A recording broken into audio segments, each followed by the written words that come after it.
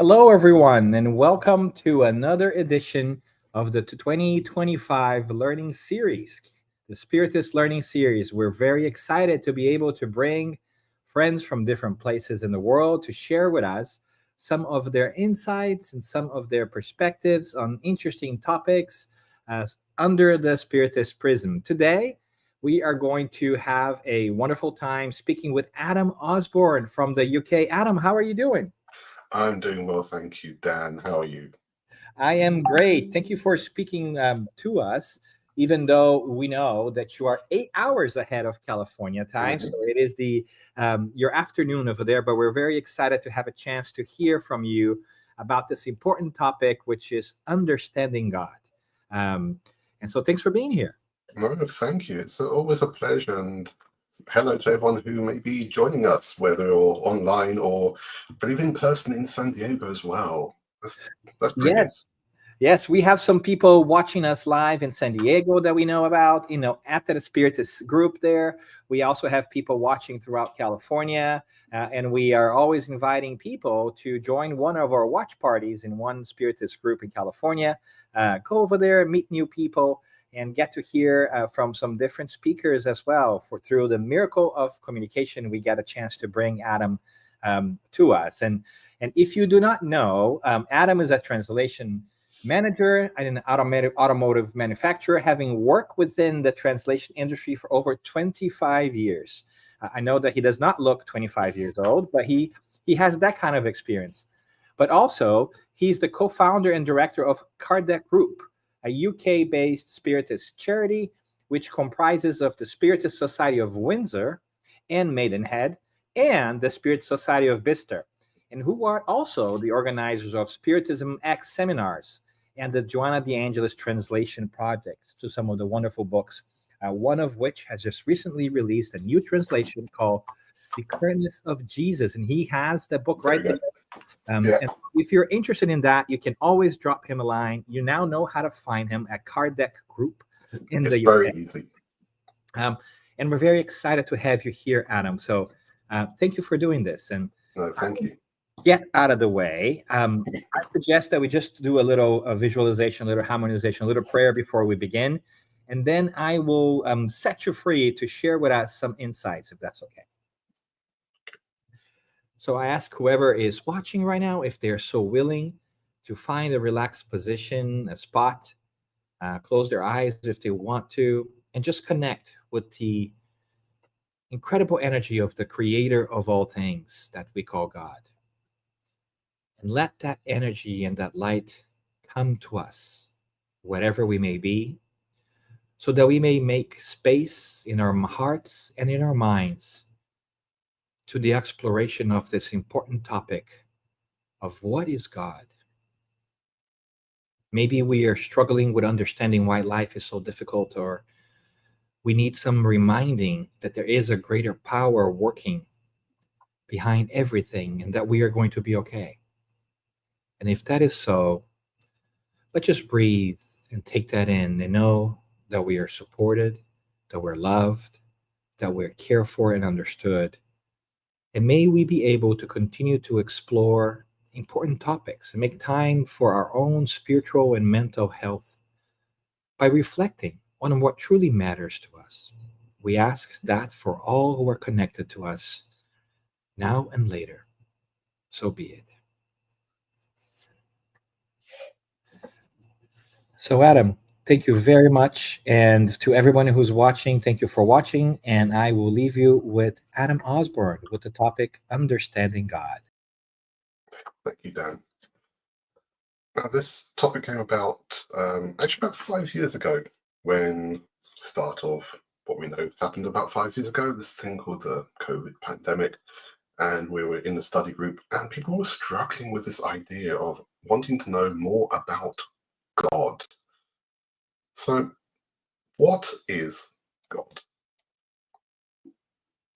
What do we think of, what we feel when we hear or see this word, God?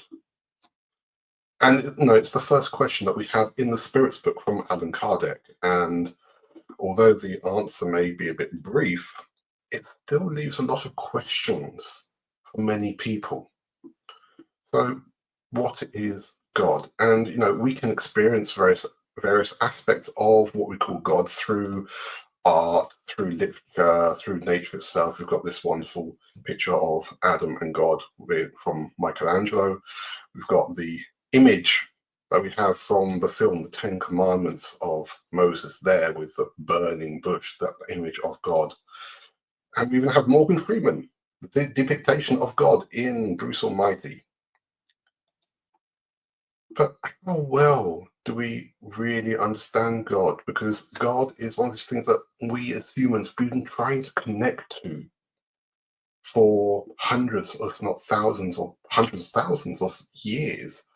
We've been trying to form this relationship with. We have anthropomorphized, we've personified, we've deified elemental forces, parts of nature, animals as well, just in order to build this connection to what we call God. So a question for everyone who's watching, you can put this in the chat or wherever. How many people do you think might share the same views, feelings, or even level of understanding as yourself about God? So take a moment, write a little message in the chat, and we'll probably come to it in a little bit. So just to give some context, right now on this planet, there's about 8 billion people. You can't really see much on this graph because, as you can see, up until about 150,000, 1,500 years ago, it was quite bleak. Actually, around the time of Kardec, 150,000 years ago, 160 years ago, sorry. So at the time of Kardec, there were about 1.3 billion people.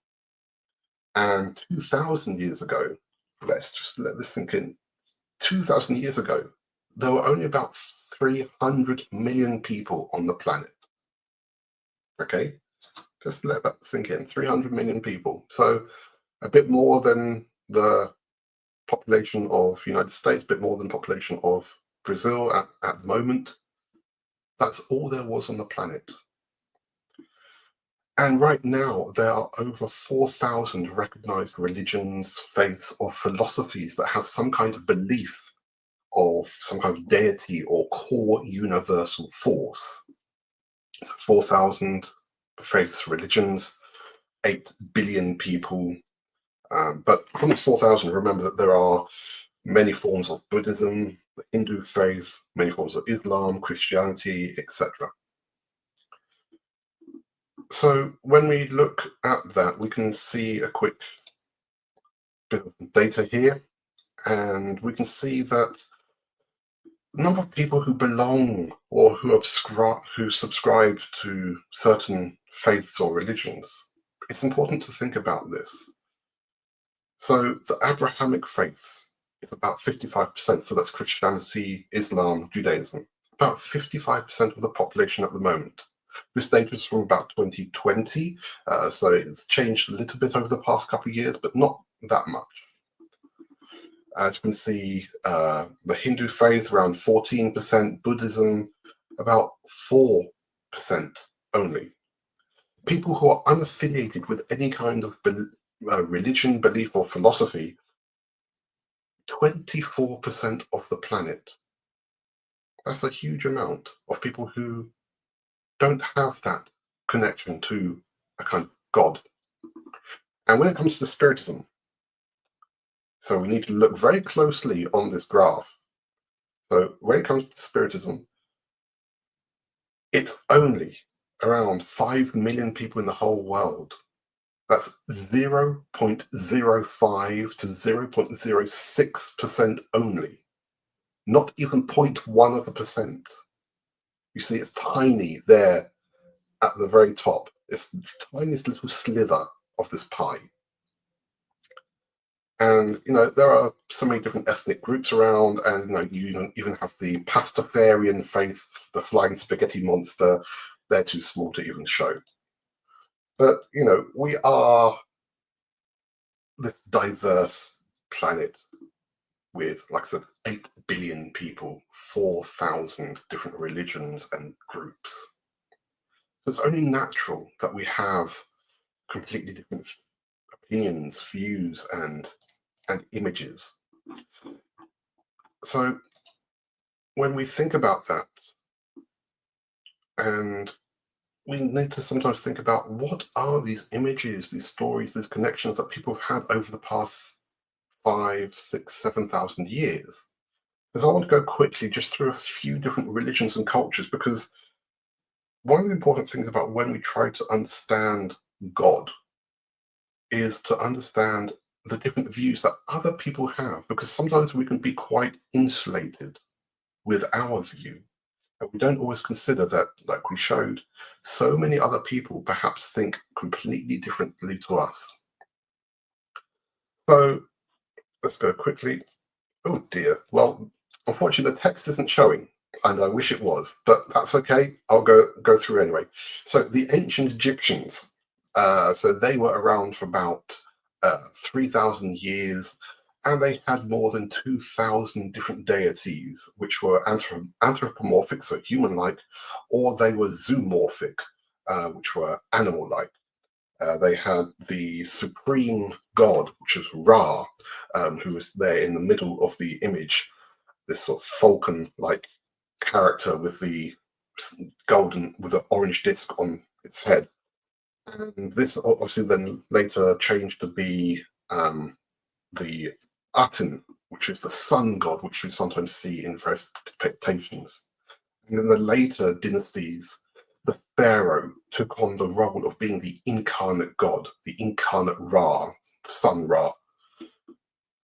The ancient Greeks, so they were also around for about 1,000 years, so less time than the Egyptians. And their gods, led by Zeus up on Mount Olympus, the king of the gods, and they had personifications of the different elements, the primordial deities, these deities that helped create the universe itself. The ancient Romans, they based all their cults and religions on different religions and things that they absorbed. So they took in the Greek and Egyptian religions and cultures, they took in the European religions as well. And the main god in the Roman Empire in the ancient Rome, were actually Greek gods, with Jupiter being the main god. We have the Norse and Viking traditions, and again, these lasted around 1,500 years, and their gods were powerful beings, but not necessarily immortal. They had a very extensive and complex forms of mythology and ideas about the afterlife and reincarnation. We have the orishas, which we can find in the different Yoruba traditions. So people from Brazil, we also know about Umbanda and Candomblé there. And again, even though the orishas may not exactly be gods or deities, they've been worshipping and following these entities for over 3,000 years. And they are a mixture of primordial divinities from heaven, deified ancestors, and the personification of natural forces. We have the Hindu faith as well.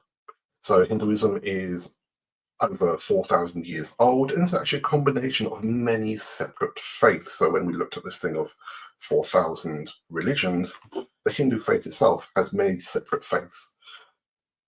And they have 33 main deities and over 30 million gods. They also have a trinity, which is made up of Brahma, Vishnu, and Shiva, which is the trinity of creation, destruction, and preservation. The Hindu faith, the Buddhism, let me just go back. The Hindu faith also has the aspect of a supreme universal power, the Brahman. So that's an important thing for us to think about. They have a supreme, overarching universal power. In Buddhism, there is no God per se, Buddhists don't really have this belief of a single deity or God that created the universe, but they have various divine beings, devas, as well as the different Buddhas who are not eternal, again, but just live a very long time. And obviously in Buddhism, everything follows these cycles of birth, decay, death, and rebirth. We have the modern paganistic faiths, New Age faiths, such as Wicca, which have a very strong feminine identity, the goddess as well.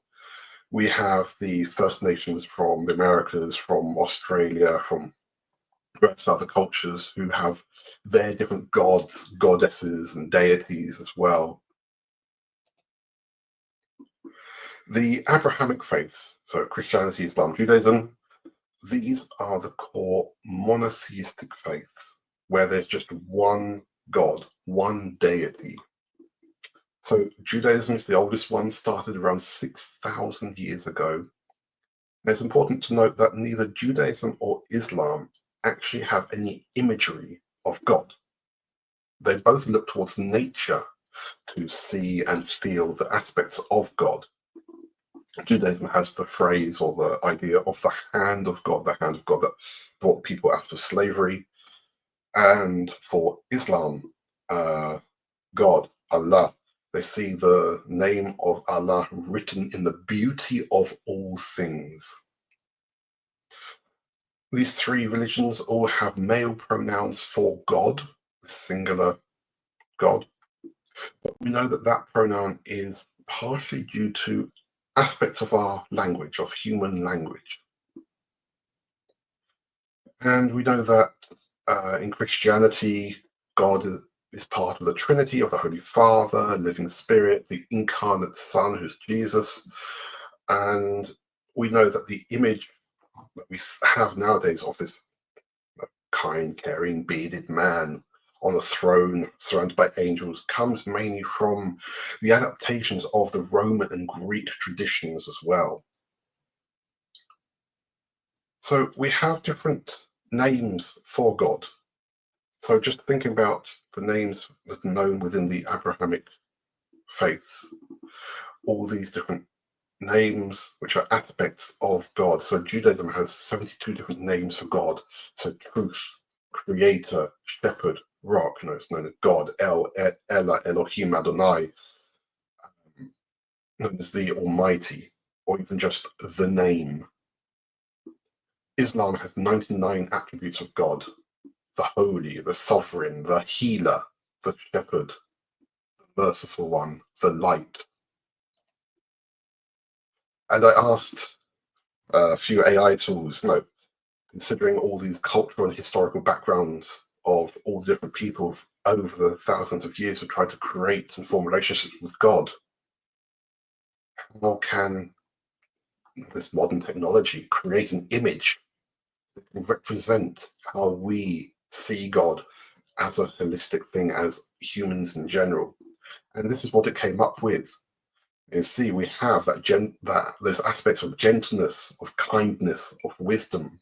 We have the raised hand that we can see in Buddhism and with Hindu deities, also used in Christian imagery as well. We have the crown that many cultures use. We have a trident because many gods are seen as warriors. So when I asked you all at the start if we have the same view of God, thinking the fact that we have 8 billion people on the planet, the answer is clearly no. The percentage of people here on this planet who might have the same view as us is going to be really low. So how do we actually see God within Spiritism? So Spiritism actually sees God in partially the same way that Buddhism sees the greater universal forces, how Hinduism sees the Brahman, how Judaism, Islam comprehend God as well. And in the Spirit's book, we have various questions relating to God and our understanding of God. So the first question of the Spirit's book is, what is God? That's why I started with that question. What is God? And the answer, very briefly, is God is the supreme intelligence, the first cause of all things. Great. Okay, supreme intelligence. How do we understand that? First cause of all things. How do we truly comprehend what that means? Remember that pie graph, all the different religions there. When we zoom out on that and zoom out on this kind of question, it can be a point of us going, I need to reflect more. But that's okay, because, it's the kind of question that we should dive into a lot deeper. We should look into it a lot more. We should ask questions about this question and this answer. We have to remember that not everyone on the planet sees God as being their God as being the first cause of all things. Not everyone on the planet sees their main gods or deities as being the supreme intelligence. So this question and this answer shows that we need to think more about what God is, not who God is, but what. So question 5, we have a question asking about the origin of our innate intuitive feeling about if there is a God and where this comes from, or of God's existence. And the answer is that the fact that we have these feelings is simply because God exists. Otherwise, why else would we be having these sentiments, these feelings? Why would we have these ideas, these intuitive ideas about a God, if there's no effect without a cause? There's something out there. There's something out there, and we feel that within ourselves. Question 13, when we ask about the different attributes and aspects related to God, and does that really give us a complete idea of what God is, especially when we consider how these religions and faiths see their deities and gods? And the answer is, well, from our point of view, yes. From our point of view, yeah, it can give us a good idea. But there are things that transcend our intelligence as incarnates, transcends our intelligence. And our language doesn't have the vocabulary to define the fullness of what God is. Vocabulary doesn't necessarily define. Our language doesn't define it. So there are so many more questions in the Spirit's book about God. It's a fantastic book with questions and answers. We don't have any more time to go through them all, but when we dive into these books and these articles, journals that Kardec left for us to study, we can try to understand a bit more about God from a Spiritist perspective. And so, what does Spiritism say about God in general? That God, yes, the supreme intelligence, first cause of all things. God, we should look at in the sense of a what and not a who. Spiritism shows us that we create images of God in order for us to build a connection to this thing that we call God. Spiritism also teaches us that we are free, we have our own free will to form our own relationship with God. And most importantly, all these messages that Kardec and his colleagues received through mediumship from all the benefactors and guides at that time, 160, 170 years ago, is that over time, we will have the ability to progress and to understand God better in the future. Now, my plan was actually, in a way, not to necessarily answer questions, but to leave it with you all to think about this a bit more, because we don't always spend time to sit and reflect and rationalize what God is from these different points of view. We tend to just read the book, quickly, question, answer, a few minutes of discussion, and off we go. But we need to spend that time to truly understand what God is. And I have just a few more little images to show if they come up. So, just to show, here we have some of the Hindu gods. They're reading the Spirit's book, and they are contemplating what God is.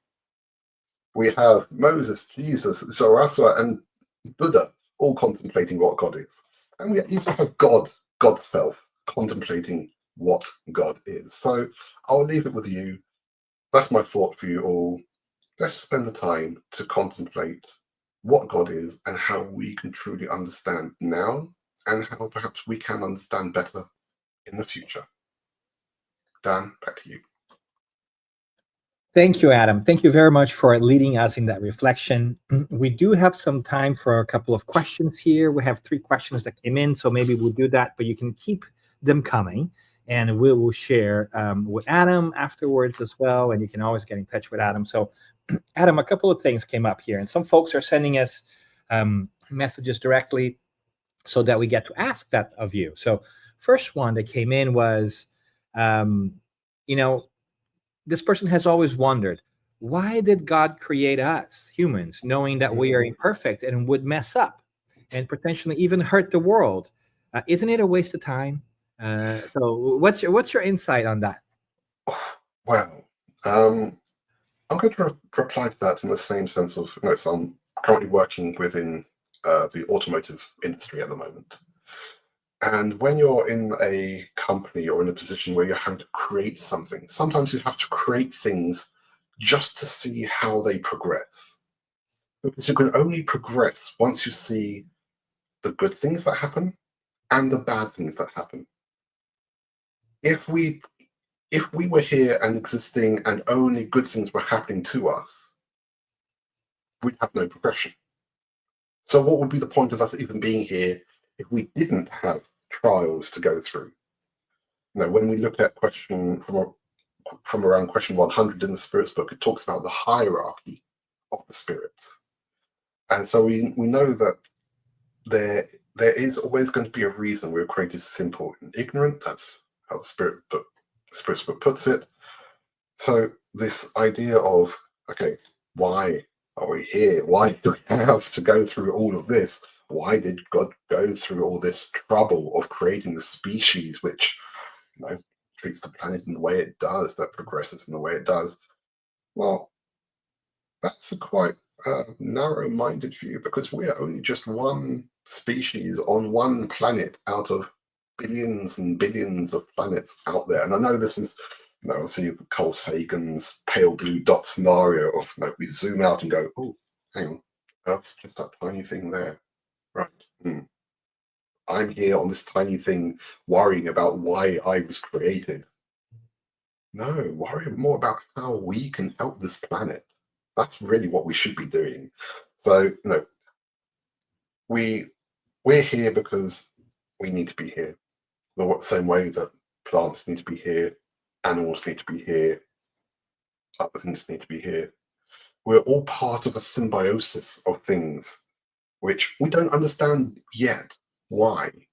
We will understand why. Like I said, we will have time to progress. We'll have the aspects of reincarnation, these different incarnations going forward, so that we can take the time to learn, to observe, to better ourselves.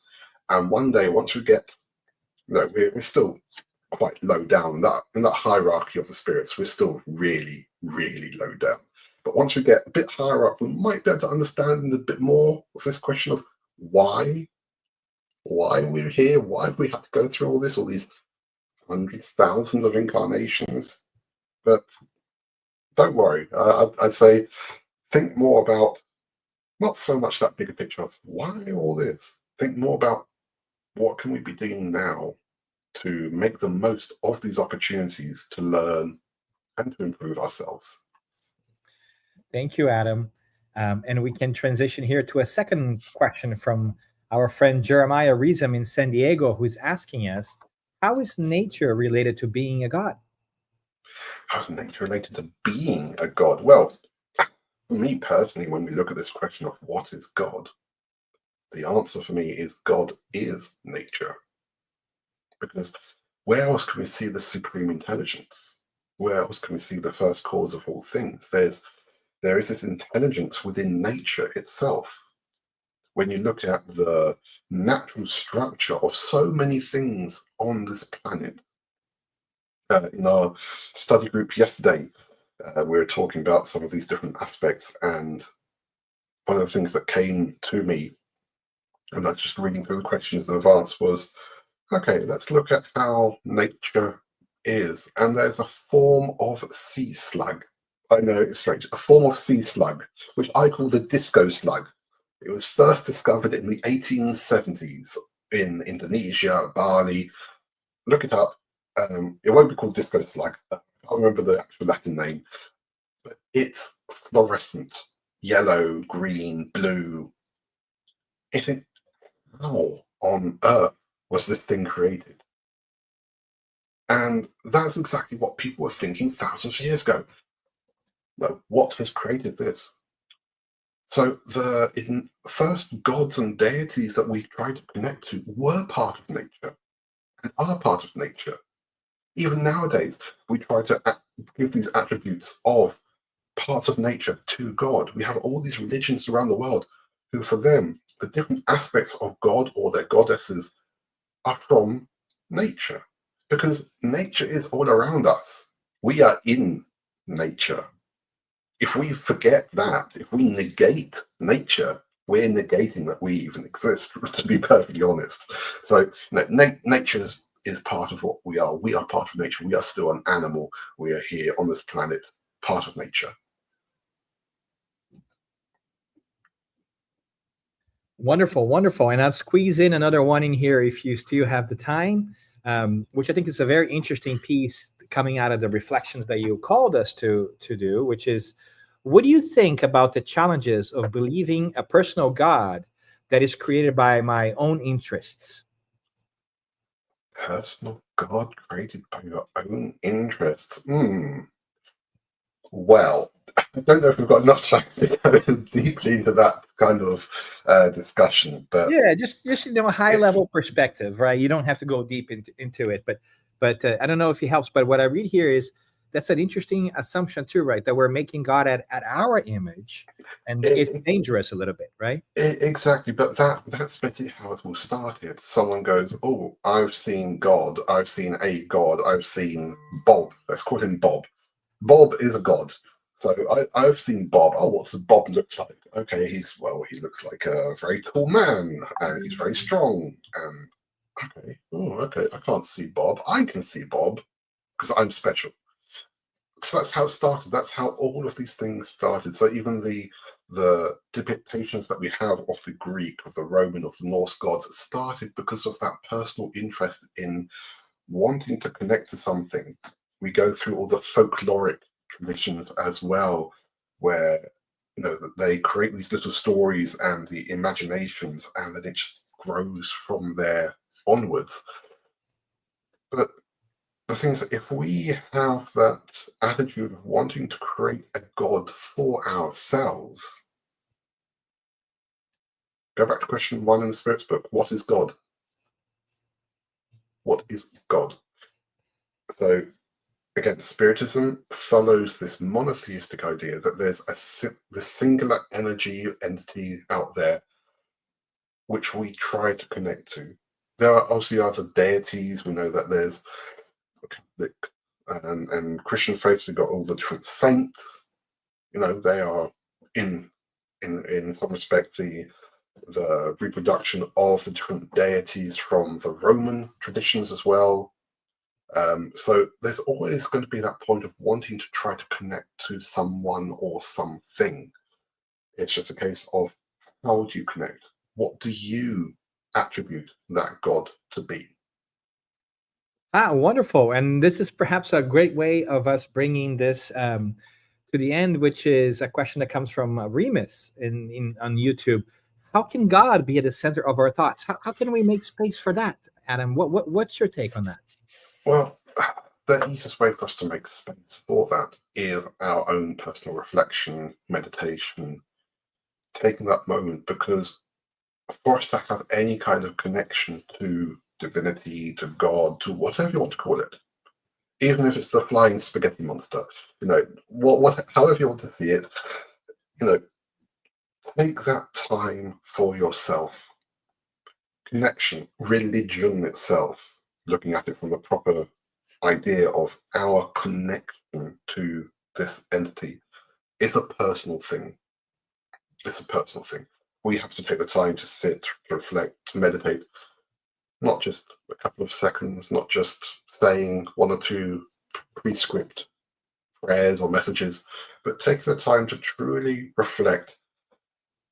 And we can find not necessarily a direct connection to God, but maybe through different experiences, all these different emotions that we can have, the sense of joy, peace, and love that we can find within ourselves.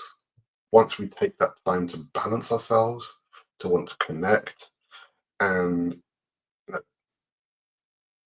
it may take days, it may take weeks, it may take a whole lifetime to find that connection. But as long as you have faith and you believe in something, that's the other important thing. You have to believe. There's no point trying to find a connection to God, put God at the center of your thoughts, if you don't believe. If you think, oh, well, I don't believe in Bob the God. I don't believe in Bob. I don't believe in this God. I don't believe in that God. You're not going to believe in anything. You won't be able to put God in the center of your thoughts.